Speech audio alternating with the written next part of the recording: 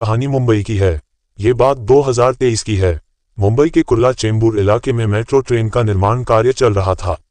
सुबह के समय मजदूर जब साइट पर पहुंचे तो उन्होंने देखा कि 2 बैरिकेड जमीन पर गिरे हुए हैं। मजदूरों ने सोचा कि शायद रात में हवा या किसी वजह से यह गिर गए होंगे। जैसे ही उन्होंने बैरिकेड्स को उठाने की कोशिश की, उनकी नज़र एक बड़े सूटकेस पर पड़ी जो बैरिकेड के नीचे छिपा हुआ था। सूटकेस को देखकर ऐसा लग रहा था मानो किसी ने इसे यहां जानबूझकर छुपाया हो। मजदूर इस दृश्य को देखकर हक्का बक्का रह गए। साइट पर माहौल में एक डर और बेचैनी की लहर दौड़ गई थी। हर किसी के चेहरे पर बस एक ही सवाल था, आखिर सूटकेस में क्या हो सकता है। कुछ देर तक सभी मजदूर एक दूसरे का चेहरा देखने लगे। थोड़ी हिम्मत जुटाकर एक मजदूर ने सूटकेस की चेन धीरे धीरे खोलनी शुरू की। जैसे ही सूटकेस खुला, सबकी आंखें फटी रह गईं। अंदर एक महिला की लाश पड़ी थी। यह नजारा देखकर वहां मौजूद सभी लोग सन्न रह गए। किसी ने तुरंत पुलिस को सूचना दी और थोड़ी ही देर में कुर्ला पुलिस और क्राइम ब्रांच की टीम घटनास्थल पर पहुंच गई। महिला की उम्र लगभग 24 साल थी। पुलिस ने लाश की जांच शुरू की तो उसके गले में एक क्रॉस निशान वाला लॉकेट नजर आया। इस लॉकेट को देखकर पुलिस को अंदाजा हुआ कि मृतका ईसाई धर्म से संबंधित हो सकती है। साथ ही उसकी सादगी भरी पोशाक और मामूली गहनों से यह भी समझ में आ रहा था कि वह एक मध्यम वर्गीय परिवार से होगी। पुलिस ने लाश की पहचान करने के लिए उसके कपड़ों और अन्य सामान का भी बारीकी से निरीक्षण किया, लेकिन कोई और सुराग नहीं मिला। मौके पर मौजूद क्राइम ब्रांच के अफसरों ने तुरंत आसपास लगे सीसीटीवी कैमरों की फुटेज मंगवाई ताकि पता चल सके कि सूटकेस को यहां किसने छोड़ा था। कुछ ही दिनों में पोस्टमार्टम रिपोर्ट आई जिसने मामले को और भी खौफनाक बना दिया। रिपोर्ट में खुलासा हुआ कि महिला की मौत गला घोंटने से हुई थी। रिपोर्ट से यह भी पता चला कि महिला की मौत करीब 48 घंटे पहले हुई थी, यानी हत्या करने के बाद उसे ठिकाने लगाने के लिए कातिल ने समय लिया और सोच समझकर इस जगह को चुना। अब पुलिस को यकीन हो गया था कि यह एक सोची समझी साजिश थी। क्राइम ब्रांच की टीम ने अपने प्रयास तेज कर दिए। सबसे पहले उन्होंने कुर्ला चेंबूर इलाके के आसपास स्थित सभी चर्चों में पूछताछ की।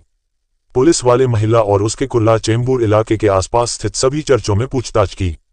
पुलिस वाले महिला और उसके लॉकेट की फोटो लेकर एक एक चर्च पहुंचे और पादरियों से उसके बारे में जानकारी मांगी। इसके साथ ही पुलिस ने ईसाई समुदाय से जुड़े स्थानीय लोगों से भी संपर्क किया ताकि महिला की पहचान में मदद मिल सके।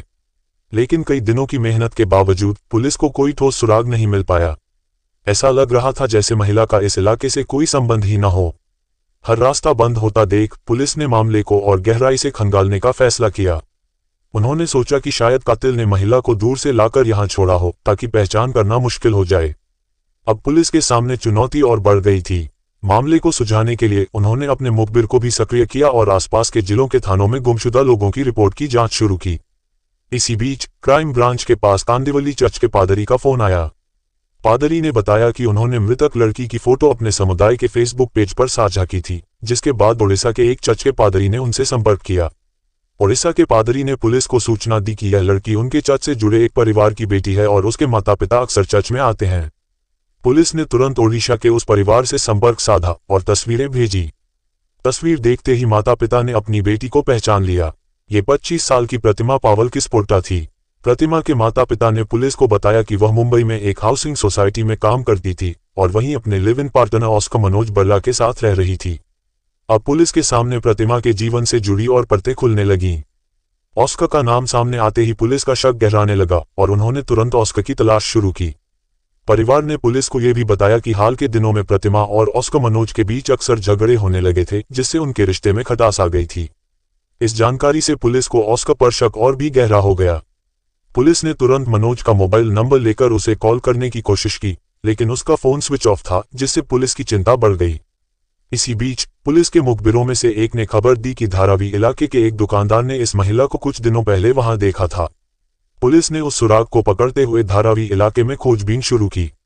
थोड़ी मशक्कत के बाद उन्हें वह घर मिल गया जहां प्रतिमा और ऑस्कर एक साथ लिव इन पार्टनर के तौर पर किराए पर रह रहे थे, लेकिन कमरे पर ताला लगा हुआ मिला। इसके बाद पुलिस ने आसपास के लोगों से पूछताछ शुरू की, जिससे 2 अहम बातें सामने आईं। पहली यह कि मनोज 19 नवंबर के बाद से घर नहीं लौटा था और दूसरी यह कि वह सायन इलाके में एक समोसे की दुकान पर काम करता था। पुलिस ने तुरंत सायन में उस समोसे की दुकान का पता लगाया और वहां के मालिक से बात की।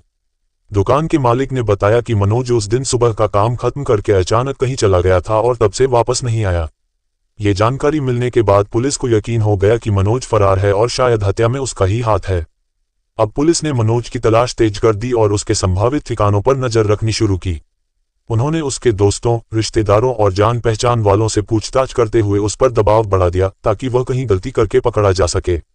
सीसीटीवी की फुटेज में मनोज को एक बड़े बैग के साथ दुकान से जाते हुए देखकर पुलिस ने फौरन शहर से बाहर जाने वाले सभी रास्तों पर अलर्ट जारी कर दिया। रेलवे स्टेशनों पर भी उसकी तलाश शुरू हुई। लोकमान्य तिलक टर्मिनस की सीसीटीवी फुटेज में मनोज की झलक मिली, जिसमें वह गोदान एक्सप्रेस में चढ़ते हुए दिखा जो उत्तर प्रदेश जा रही थी। पुलिस ने ट्रेन के संभावित स्टॉप्स पर निगरानी शुरू कर दी। शक सही निकला। ठाणे स्टेशन पर सीसीटीवी फुटेज में मनोज ट्रेन से उतरता दिखा। स्टेशन पर पूछताछ से पुलिस को पता चला कि रात में एक ट्रेन ओडिशा के लिए रवाना होने वाली थी और मनोज शायद इसी ट्रेन के जरिए भागने की फिराक में था। फौरन पुलिस ने ठाणे स्टेशन पर सर्च ऑपरेशन चलाया। थोड़ी देर की तलाश के बाद मनोज स्टेशन के एक कोने में छिपा मिला। पुलिस ने उसे तुरंत गिरफ्तार कर लिया और अब उनसे उम्मीद थी कि वह प्रतिमा की हत्या के रहस्य से पर्दा हटाएगा। प्रतिमा और मनोज दोनों ओडिशा के एक ही गांव के रहने वाले थे। उनका परिचय 2020 में उस समय हुआ था जब लॉकडाउन के दौरान मजदूर अपने घर वापस जा रहे थे। एक ट्रेन यात्रा के दौरान प्रतिमा और ऑस्कर की मुलाकात हुई, जो धीरे धीरे दोस्ती में बदल गई और फिर प्यार में बदल गई। प्रतिमा पावल किस्पोट्टा मुंबई में एक नौकरानी के रूप में काम कर रही थी, जबकि ऑस्कर मनोज पहले बेंगलुरु में काम करता था। दोनों के बीच रिश्ते में गहरी समानता और आपसी समझ थी। जुलाई 2023 में दोनों ने मुंबई में रहने का फैसला किया और धारावी इलाके में एक किराए का कमरा लेकर वहां रहने लगे। कुछ समय बाद मनोज को शक हुआ कि प्रतिमा के गांव के ही किसी अन्य आदमी के साथ संबंध हो सकते हैं। इस शक को लेकर दोनों के बीच झगड़े बढ़ने लगे और ये तनाव उनके रिश्ते में घुलता चला गया। 18 नवंबर की रात एक और तकरार के दौरान गुस्से में आकर मनोज ने मछली पकड़ने वाले तार से प्रतिमा का गला घोंटकर उसे मार डाला। हत्या के बाद मनोज ने रात के अंधेरे का फायदा उठाते हुए प्रतिमा की लाश को एक सूटकेस में बंद किया। उसने सोचा कि वह इस हत्या को छिपाने और खुद को बचाने के लिए ओडिशा भाग जाएगा। इसके लिए उसने पूरी योजना बनाई और प्रतिमा की लाश को लेकर मुंबई से भागने का रास्ता तय किया। मनोज ने अपनी योजना के तहत शव से भरा सूटकेस लेकर पैदल ही सायन सर्कल तक का रास्ता तय किया। लगभग 12 बजे वह वहां से रिक्शा में बैठा और लोकमान्य तिलक टर्मिनस पहुंचा। हालांकि वहां भारी भीड़ देखकर वह डर गया और फिर दूसरा रिक्शा लिया, लेकिन इस बार उसका रास्ता सायन की ओर मोड़ दिया। जैसे ही रिक्शा दूसरी दिशा में जा रहा था, उसने महसूस किया कि उसकी योजना के बारे में कोई भी सुराग सामने आ सकता है।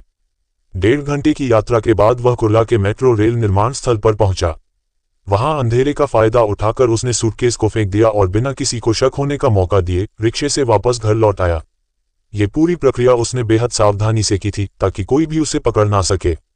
लेकिन कहते हैं ना, अपराधी कितना भी चतुर क्यों ना हो, एक न एक दिन पकड़ा ही जाता है। उसकी यह चतुराई अंततः पुलिस की जांच में सामने आई और वह पकड़ा गया। इस कहानी से हमें ये सीखने को मिलता है कि गुस्से और शक जैसी नकारात्मक सोच अक्सर गलत निर्णय की ओर ले जाती है, जिससे जीवन में दुखद और अकल्पनीय घटनाएं घटित हो जाती हैं। मनोज का प्रतिमा के प्रति शक उनके संबंध के टूटने का कारण बना। रिश्ते में भरोसा और संवाद की कमी से एक प्यारा रिश्ता धीरे धीरे कड़वाहट में बदल गया और आखिरकार मनोज ने ऐसा घिनौना अपराध कर डाला जिससे न केवल वह खुद बर्बाद हुआ बल्कि प्रतिमा का जीवन भी समाप्त हो गया। ये कहानी यह भी बताती है कि किसी भी अपराध को छिपाना लगभग असंभव है, क्योंकि पुलिस की जांच और कानून के पहरेदार सच को सामने लाने में सक्षम होते हैं। अपराध के बाद भागना और उसे छिपाने की कोशिश अंततः अपराधी को पकड़े जाने तक ले जाती है। इस प्रकार किसी भी परिस्थिति में कानून से बचना संभव नहीं है और ऐसे आपराधिक कार्यों से जीवन पर एक कलंक लग जाता है। ये घटना हमें ये भी सिखाती है कि सही मार्गदर्शन और मानसिक शांति ही जीवन में स्थिरता बनाए रख सकती है। तो दोस्तों, इस घटना पर आपकी क्या राय है, हमें कमेंट बॉक्स में जरूर दें। और यदि वीडियो पसंद आया हो तो वीडियो को एक लाइक करें और ज़्यादा से ज़्यादा लोगों तक शेयर करें ताकि देश दुनिया में हो रही ऐसी घटनाओं से और भी लोग सतर्क और सावधान हो सकें।